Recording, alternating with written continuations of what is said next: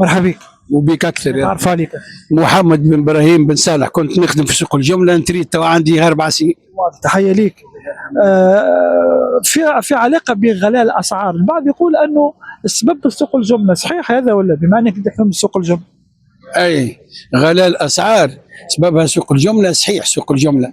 علاش سببها سوق الجمله؟ قبل كي كان الرئيس الله يرحمه زين يعمل تليفون للسوتيماك ويعمل تليفون لوزاره التجاره. السوتيماك هو المارشي مارشي الجرو يخدموا فيه 600 واحد شركه في داخل مارشي الجرو، هو دوله من تحت دوله مارشي الجرو. يقول لهم فهمتني يردوا بالكم، وقفة المواطن المشماش ب 3000 يعطيهم مرة 6، البطاطا بدينار، الفلفل ب 1500، كل ما شيء هما يخرجوها لسه يعطوها للهباطة. تسمع، يخرجوها لسه يبعثوها للهباطة، تمشي كيكه الهباطة يبيعوا السلعة كيكه، يعني قفة المواطن ديما الزين يخاف منها. تو اخويا من فما حد يتكلم علينا في مارشي الجروب صراحة. رغم اللي ربي يعطاه خيره والامطار ما شاء الله، من المفروض أن الأسعار تكون أقل. اي ربي يعطيه خير والاسعار تولي اقل وكذا. هم فماش الناس باش تحكي عليه مارشي الجرو، القشاره يدخلوا المارشي الجرو، تسمع فيا، يحط سلعته ويمشي على روحه، الستة نتاع الصباح تخرج السلعه راهي باش تباع وتمشي للبلايص للخضاره، والخضاره يبيعوا لبرا. وين السوتوماك هاي راقده، ربي يعطيه خيره باهي ويعطاه كل ما شيء والسلع، ما ثماش رقابه في مارشي الجرو، فهمتني. وزاره التجاره اللي باش تتكلم رئيس الدولة ها وتكلم على الخلاء وتكلم على كل شيء، لكن ما عندوش ما ثماش نفوذ، ما يخافوش، هما العسر يحكم في سيده، يلزم تعرف هذا فما الدولة والرئيس قاعد في مجهود، والمراقبة والسلطات قاعدة في مجهود، ما لازمناش هذا نخلي كل شيء معناها كل شيء سواد، لا هما موجودين. بقى زاد الفلاح ولا التاجر لازم يحط ربي في باله.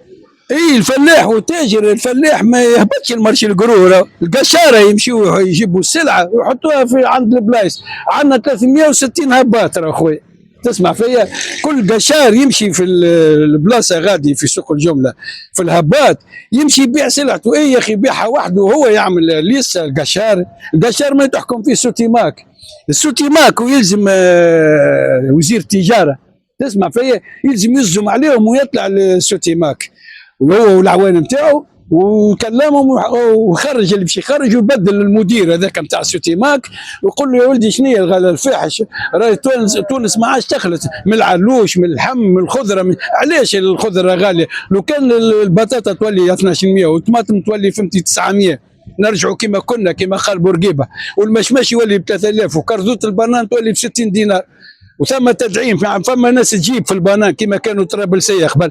تريقل المارشي مش معناتها مساله الماء ثم ولا حشي معاه نظريه انه نغلقوا المارشي، سكروه بالطبيعه، معاه انه مارشي الجمله يتم غلقه تماما. رئيس دوله يسكروا على الفلاحه وعلى الواحد، كي يتسكر مثلا كما نقولوا 4 ايام 5 ايام والله العظيم لما يجيبوا ثنيه الفلاح والكتاب والهباطه، خاطر عباد كي شكون الكتاب فما 360 كاتب. شنو الكاتب حاطوا الهباط يديريجي فيه، يعني الكاتب هو يحكم في الهباط، يحكم في، يقول له اعمل لك ارمي روحك من بلاص يرمي روحك. شنو دوره الكاتب يكتب في السلعه، مثلا انت تبيع سلعه من هنا في البلاصه يعمل لك يكتبها يغمزوا الهباط يملس، يبدا يملس الكاتب يروح ب6. شنو اللي يملس شنو؟ يملس يعني السلعه تتباع ب 2000 يحطها ب 5000 وتحت الطاوله 2000 فرنك، والبطاطا هذيك السفلان والطماطم السفلان والهباط يبدا يوقف يعمل له هك. انا خدمت في مرشي القرود على التفاصيل ما نعرفوهاش، شنو اللي يصير بالضبط؟ انا فلاح، نبدا بالمرحله انا فلاح جبت 100 كيلو بطاطا المرشي القرود، شنو تصير؟ وصلت غادي شنو نعمل؟ ساعة الفلاح ما يهبطش للمرشي، الفلاح يبعث سلعته للهباط، تسمع فيه، والهباط من بعد ما يبيع يبعث له 4 ولا 6 ملايين في مصر، وهو الهباط عنده في المليون عنده 100 دينار، والكاتب يروح فهمتي يصور نقولوا 400 دينار كل يوم والهباط يصور 4 3 ملايين، نهار مزمر 2 ملايين يروح به، ما يهموش فينا نحن اش ناكلوا اش ما ناكلوا. تمشي السلعه غاديك هو مسؤول عليها يبيعها، هما يقولوا له نص وهو شكون هم؟ سوتي ماك. يقولوا له مثلا بيع بدينار كيلو بطاطا لا ما يقولولوش مثلا يقولوا له بيع بدينار، هو يبيع ب 2500 الهباط. ويتفاهموا للكتب. كاتب اقل منه درجه ولا فوق منه درجة؟ لا الكاتب اقل منه درجه، الكاتب هو يخدم في الهباط، كان يعمل هكا ما يسمعش كلامه وطردوا الهباط. الهباط هو اللي يحكم في المرشي. والكاتب شكون عين؟ الكاتب يجيبوا الهباط، وكيل بيع يجيبوا الهباط، يقول له اعمل اللي باش نقول لك عليه، ما تعملش راني نطردك نخرجك.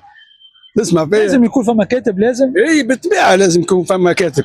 الكاتب يعني هو يكتب السلع، كي تجي برشا سلع في البلاصه هو يكتبها، كل بلاصه تتصور بالهباط المزمر يصور في كل يوم يروح به هو رجل بوش بركه، نقولوا 6 ملايين يا خويا، يخلص الحماله ويخلص التعذوذيه نتاعنا، مساكن الخدامه، مساكن اللي كيفي انا اللي يهزوا في السلعه اي اللي يهزوا في السلعه هذوكم اخي بحلقه، مساكن يسخفوني خاطر انا خدمت غاديك. احكي لي على الظروف. ظروفهم مزمره، بمعنى العيد نتاعهم بالسلف، رمضان بالسلف، العيد نتاع الصغار بالسلف. شنو تسميهم هذوما في مرشد القروش؟ حماله هذوكم عامل متعاذف، هذوكم مساكن يعانيوا ياخذوا فلوس عاد، يعطيك ياخذوا دينار فلوس، اما كلهم تاع بالسلف.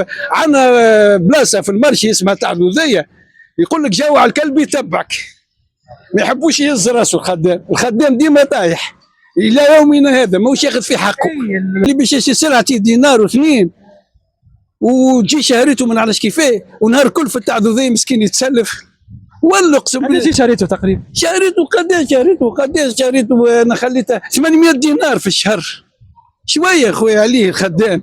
براوتي يقوم من الساعتين نتاع الليل مسكين ويكلت، يروح ل 11 ويسمع في البخس ويخرج في السلعه بالملايين، هو يروح ب 10,000 والهباط يروح ب 6 ملايين. انا قانوني نص هذا، شكون عامله القانون؟ حتى الهادي نويره ما عملوش القانون هذا. شكرا لك، يرحم والديك، ما شاء الله عليك. باهي.